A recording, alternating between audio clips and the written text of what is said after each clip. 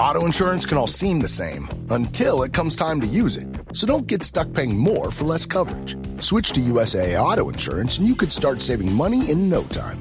Get a quote today. Restrictions apply. USAA. Hilton brings you new ways to stay. With experiences that let you capture the glory days. Introducing the Graduate Hotels. Each inspired by local college towns, these stays are always original and never boring. Get in touch with traditions all across the country and enjoy a stay that's a class above the rest. Book at Graduate Hotels with Hilton Honors Points at Hilton.com. It's a win-win. Hilton, for the stay. Halliday presents, in the red corner, the undisputed, undefeated Weed Whacker Guy. Champion of hurling grass and pollen everywhere. And in the blue corner, the challenger, extra strength Halliday. Eye drops that work all day to prevent the release of histamines that cause itchy allergy eyes. And the winner by knockout is Halliday. Halliday, bring it on. From the Fifth Quarter Studio in Madison, Wisconsin, you're listening to the Basketball Leadership Podcast. Here are your hosts, Steve Collins and Greg Berg. Hey, Coach. Welcome to the Basketball Leadership Podcast. I'm so excited you decided to join. Before we jump in, real quick, go over and check out Coach Berg's website, gberg.gumroad.com. It is awesome. You will not be disappointed. It's a little bit of everything. There's free resources over there with a preseason checklist, the offseason playbook, all sorts of great things. Go over and check it out. All half of it's free. I should yell at him for all the free stuff he's giving away, but it's great. His team leader OS is awesome. So go over and check that out. Also, when you're there and you're thinking about it, go over and check out teachhoops.com for coaches who want to get better. You take that leadership, you take all the stuff that I have built over the last 30 years to build a nationally ranked team, to be nationally ranked, to win 3 state championships. Everything I have learned over the last 30 years is in teachhoops.com. Go over and check it out. I don't think you'll be disappointed. 14-day free trial. And let's head off to the podcast. Bye. All right. Welcome to the Basketball Leadership Podcast. The first of 2024 and the post-holiday podcast. How are you, Coach? I'm doing good. How are you doing? I'm all right. Coach K, I remember seeing Coach K. I think he won his. I remember going up and hearing him in a clinic in Minneapolis. Okay. And it must have been post either his first or second national championship. It might have been against, I don't remember which one it was. But anyway, got to shake his hand, meet him. Very nice man at the time. It's early in his winning career, but learned a lot. You know, a lot of these clinics you go to and you don't learn a lot, but I remember learning a lot from him. Wasn't necessarily X's and O's too.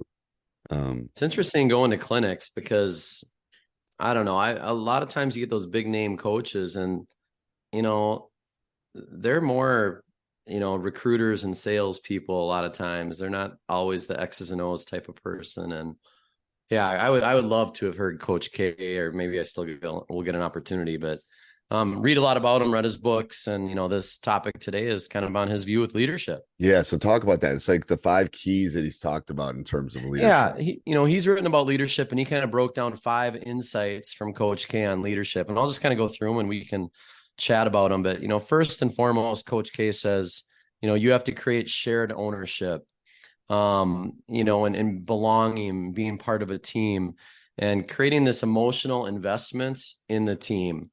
And, you know, I think if we think of Coach K's teams, you know, they definitely were bought into each other. They had a role. I think that you could see that the roles were well known and kind of accepted. And it was really a family atmosphere. And I think that's step one with teams is you got to create that team concept, that culture, that family ownership. And that's something I think he did really well.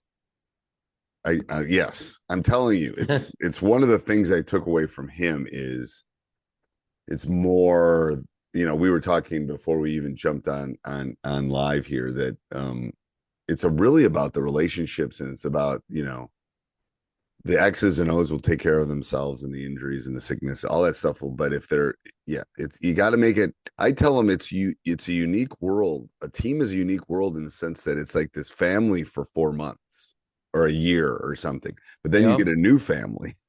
Yeah. Because people leave and people come normally because you're in high school. And they spent this whole, 12-month window together as kind of this group. And it's like, how do you build that family within that, window? Because eventually some of them are going to go off. Literally, they go off to college. They do. And it's tight knit, and things happen, and you're with each other all the time, and you're navigating that's why, when we talk about culture, we say culture is every day, because, and you and I are going through it a little bit this season. Things happen. Sometimes you can't control, sometimes you can. And you're every decision you make as a coach is creating this ownership, culture, family. And if you don't address and kind of deal with some of those things in the moment, they can really hurt a team. But right. And you got to deal with things as they approach. Like I recently had my, I had my mid-third role meeting with the players, and like, here's what I expect, here's what you need to do. And just because you got to sometimes have to reshuffle. I'll probably, once we get healthy, have to do another one because roles will shuffle again. But sometimes you said this, and I believe it 100%. I've done it for my entire career. You got to have those courageous conversations. You really do. The hard ones. The hard ones are the hard. Yes. If you that builds a family, it will come back to bite you. It's no different than your kids in a family. Like, you can ignore things, they're going to come back and bite you, or you can address them head on and grow. So right. Okay. Number two is Coach K talked about tailoring coaching to the person. And I think this is that whole concept that fair isn't necessarily equal. We have to be sensitive to every player's individual needs. It's critical we treat every kid fairly, but, and I've never liked the word equal, because we're all different human beings. Kids are all different. We have to push some kids, pull other kids, and you kind of got to meet them where they're at. And you have to be fair as it relates to the whole team, obviously, but you got to be careful with that word equal. And I think Coach K did a really good job of that as a coach. He really personalized his approach with kids to the individual and to the person. And he really got to know the person as an individual, that's how you get kids to grow, is you find out where they're at, you push them, you pull them. And that's kind of the art of coaching. But I think that was an interesting one. I think you're right. It really is the art of coaching. Like, I'm married to a psychologist, so that helps. Every coach should be married to a psychologist. But you got to figure out what makes them tick. I think, as an experienced coach, I think that's one of my. I think I've really gotten good at that. The read, like, that kid needs to be pushed. That kid thinks they need to be pushed, but maybe I got to get, it's what makes them go. Some kids think they need me on them. And it's like, well, okay, I do, but you don't handle that as well as,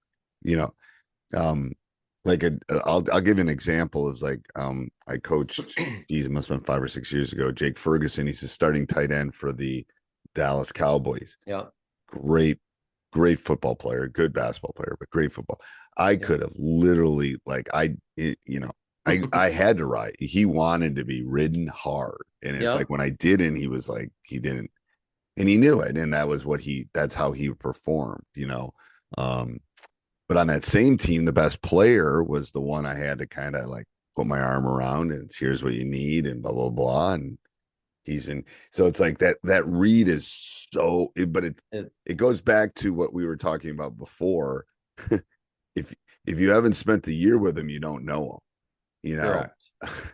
So 1 and 2 are kind of close cousins. Even beyond that, you got to know him from a young, third grade, fourth grade basketball camp. You get to know kids. And to me, that's also when we talk about leadership, it's how you develop leadership. It's over time. You get to know those kids and tailor your coaching. And I love the word with itness. And I think the art of coaching, what you just mentioned, I agree. I think it's a strength of mine. I think the longer you're in it, the more successful coaches can become, it's because they get it. They have this with itness. They know when to pull, when to push, when to back off, when to have less is more with their team, when to push them. And, that's really the joy of coaching too, is figuring that out. I think, how do you navigate that? I agree. Number 3, Coach K, uniting big egos. Him especially at Duke, probably having to deal with that more than maybe we do at the high school level. But, he had this concept, and he had to coach the U.S. Olympic team, and winning together, we'll only win if we win together. So he really focused on the strengths of the individuals to unite the team, and he used ego to unite, and he talked about that. And again, I don't think we have to deal with this as much as he would at the college level, but I think it was an important one. I've had some teams I have. Yep. I mean, some really good teams that it's like, whoa. Like, and to be honest, the hardest teams for me, it was like juggling all those, because in our level, you're even dealing with the parents of those egos. Yeah. Yes, I would 100% agree that is it's a difficult task, to say the least. I would agree. No, yeah, totally.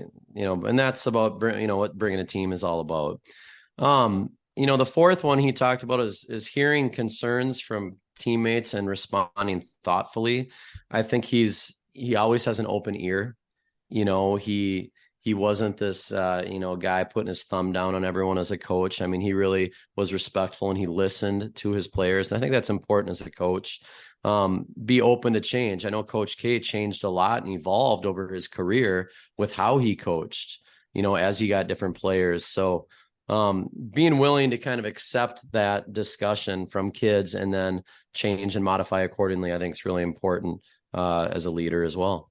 I agree. I mean, if I was coaching, I just see myself over my 35 years, the transformation, and the game has changed in some respects too. Absolutely. Yeah, you got to move with the times, or you're going to become a dinosaur, is what I always tell my assistant coaches. We don't want to become extinct, Yeah. No. And we're seeing that, we have the shot clock for the first time this year. So that's brought some unique change. What's your thoughts on that? You like it? I think our first game, I think the kids were in such a rush. Like, yes, we didn't do a whole lot of it in the off season. Yeah.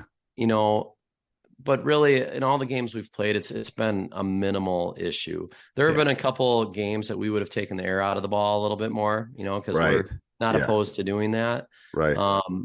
That hasn't been able to happen the same way, but what's your thought on the free throw rule? Free throw rule. Are you in quarters? We're in halves. You're in halves, so you didn't do it then. Okay. Yep. You didn't do the free throw rule. The one where it resets after 5 in the quarters. No, you're not. I'm asking as many coaches as I can to kind of see what it. Yeah. Yeah. So anyway, it's been interesting. It really hasn't been a big issue. I think it'll be a bigger issue come tournament time. Yes. And then the last one with Coach K is showing your emotions, being vulnerable. He was certainly someone that did that. I would say I'm not a guy that typically, especially as a younger coach, really showed, I'm not an emotional type coach. I'm pretty analytical. I'm pretty cut and dry. But as I've gotten older, I've definitely been more willing to humanize myself in front of kids. We've had some tough things, family things happen over the course of this season and other seasons, and kids need to know that you're human too. And, I was telling you about my dad. I've told them about that and missing games and sent them, and it's like, I think the vulnerable thing is huge too. It's like, we lost the game by 2. It was, we had some chances to win it, missed some free, whatever, but there was like 6 seconds left, and I didn't take a timeout. Like, I let them go. And it's like, well, it didn't work out. And in our film session yesterday, I said, here was my reasoning.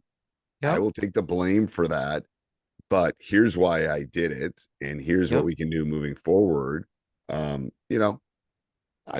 fall on the sword if they think it's my fault. I don't, but I did it because, we hadn't practiced it enough. I didn't think you would run it. We hadn't run our stuff earlier. I thought we could get a better look in the 6 seconds, so they didn't have time to set up. I gave them all the reasons, and I said, maybe that was the wrong decision. I don't know, but Just like I'm never going to blame you. It's like it could have been multiple reasons. That there are multiple reasons we Yep.